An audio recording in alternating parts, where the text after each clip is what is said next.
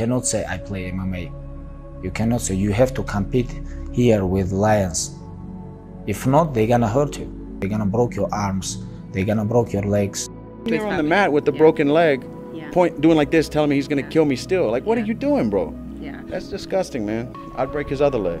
Talk about father, I'm gonna kill you, or about wife. Like, you cannot talk about this. You guys can watch everything what this guy did, and you guys understand. Like Dustin said, this guy's like bag of shit, you know. This is same opinion. And I say it all the time. You can talk about whatever you want. You can talk about the fighter, whatever you want to say, but family needs to be off limits, and certainly when they've passed away. Last couple of years, he's not hungry. And now what happened with his legs, like, never ever. Never people come back, and never gonna be people on the same prime twice. Without broken legs, yes, but with broken legs, never. But in some ways, even though that was excruciatingly painful for Conor, and it's going to be time out and all the rest of it, it actually, in a funny way, was convenient. Because it keeps the dream alive. It gives them an excuse. It allows them to say, no, I broke my leg, I'll recover, I'll come back, we'll do another fight, a fourth fight, and then we'll win, and we'll go on from there. But again, for the Conor McGregor fans, the Conor McGregor people that will sympathize with him, now you have an out. You can say, well, he broke his leg, let's go do it again.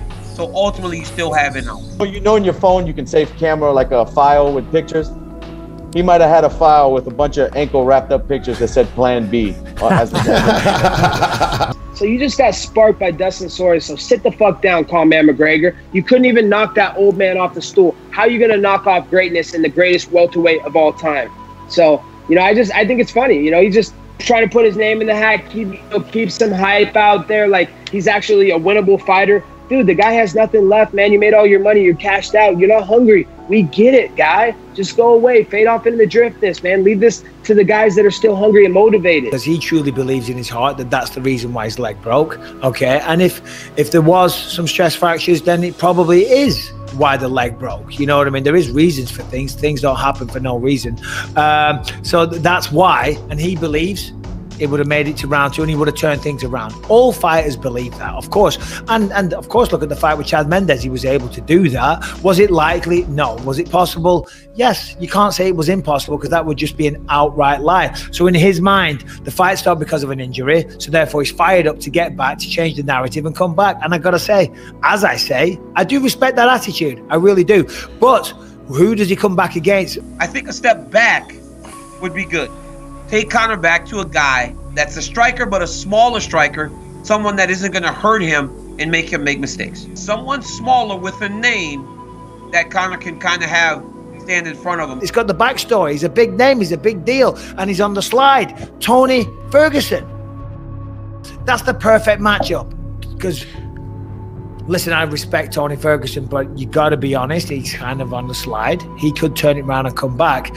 But I would favor McGregor in that matchup all day. He's way too slick with his strike, and Tony's kind of sloppy and he relies on his chin. We've talked about this in depth when he was fighting.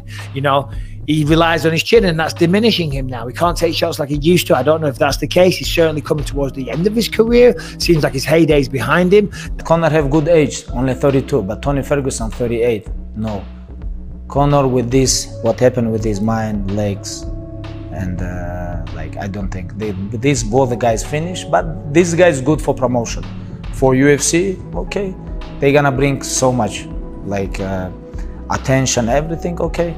That's the perfect fight for Conor to come back, beat Tony Ferguson, then he beats the boogeyman. Tony Ferguson has a tremendous following and he's known for being super, super tough. Beats Tony Ferguson, gets his mojo back, then fights Dustin Poirier. Georges give for Dustin Poirier like 10-8. He like maul him on this round, and I think if they fight 100 times, like Dustin gonna beat him 100 times. It's my opinion. Dana White said at the post-fight press conference they'll do a fourth fight. Conor is calling for the fourth fight. Dustin has said he will do the fourth fight. There is going to be a fourth fight. UFC have to take from him all juice. When he come back, if you wanna come back, okay, make him fight one more time with Dustin Poirier and finish this guy, that's it. Or maybe if make he fight versus Nate, okay, This is, but both of them, I think he's gonna lose. But and this happens because he don't want to be in there too. He's anxious for the kill because he wants out. And the leg thing was a factor, but come on, you were the whole time. I think that's just my, that's what I think of that fight. You talk about Conor McGregor, you talk about a guy that since going up hasn't really done all that well, right? He's fighting the absolute best in the world. A lot of people are going to look done when they fight Khabib and Dustin Poirier. Let's not rush to judge this young man so drastically when he is losing to the cream of the crop.